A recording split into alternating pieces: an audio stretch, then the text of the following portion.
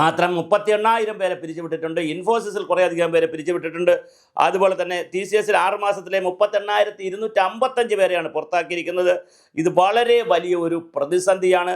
കാരണം ഇതിനകത്തുള്ളൊരു പ്രശ്നമെന്ന് പറഞ്ഞാൽ ഇവർ ജോലി ചെയ്യുമ്പോൾ ഇവർ ഈ സോഫ്റ്റ്വെയർ ഡെവലപ്മെൻറ്റിലൊക്കെ ഇരിക്കുന്നവരെ സംബന്ധിച്ചിടത്തോളം അവർ പർട്ടിക്കുലർ മേഖലയിലായിരിക്കും എക്സ്പെർട്ടൈസ്. സകലവിധ മേഖലയിലും എക്സ്പെർട്ടൈസ് ആവാൻ അവർക്ക് കഴിയില്ല.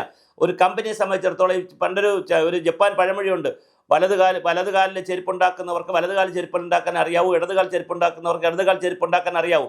അവരെ പിരിച്ചുവിട്ടാൽ രണ്ട് കാലിലെയും ചെരുപ്പുണ്ടാക്കാൻ പഠിച്ചുകൊണ്ട് അവർക്കൊരു ചെരുപ്പ് കമ്പനി തുടങ്ങാനോ ചെരുപ്പ് യൂണിറ്റ് തുടങ്ങാനോ പറ്റത്തില്ല എന്ന് പറയുന്നൊരു ഒരു ഒരു സേയിങ് ഉണ്ട്, ഓൾഡ് സേ ഉണ്ട്, ഒരു പഴമൊഴിയുണ്ട് എന്ന് പറഞ്ഞ പോലെ, അല്ലെങ്കിൽ ഒരു കഥയുണ്ട്. അതുപോലെ ഇവർ ഏതെങ്കിലും ഒരു പർട്ടിക്കുലർ സോഫ്റ്റ്വെയറിൻ്റെ ഏതെങ്കിലും ഒരു പർട്ടിക്കുലർ പാർട്ടിലായിരിക്കും ഇവർ എക്സ്പെർട്ടൈസ് ചെയ്തിരിക്കുന്നത്. അങ്ങനെ അവിടെ എക്സ്പെർട്ടൈസ് ചെയ്ത് 10-20 വർഷമൊക്കെ ഇരുന്ന് കഴിയുമ്പോൾ പിന്നെ അതുമായി ബന്ധപ്പെട്ട ജോലി അല്ലെങ്കിൽ വലിയ പ്രതിസന്ധി വരും. പിന്നെ മാത്രമല്ല വളരെ വലിയ ശമ്പളമാണ് പല ആളുകൾക്ക് കിട്ടുന്നത്. അങ്ങനെ ശമ്പളം കിട്ടിക്കൊണ്ടിരിക്കുന്ന ആളുകൾക്ക് പെട്ടെന്ന് ഒരു ദിവസം ശമ്പളം കിട്ടാതെ വരുമ്പോഴോ അല്ലെങ്കിൽ ജോലി ഇല്ലാതെ വരുമ്പോഴോ ഉണ്ടാകുന്ന ഒരു മാനസികമായിട്ടുള്ളൊരു മെൻ്റൽ ട്രോമ ഉണ്ടാകും. അങ്ങനെ വളരെ പിന്നെ ഭീഷണിയുണ്ട്. പിന്നെ അവർക്ക് പെൻഷൻ പരിപാടികളില്ല.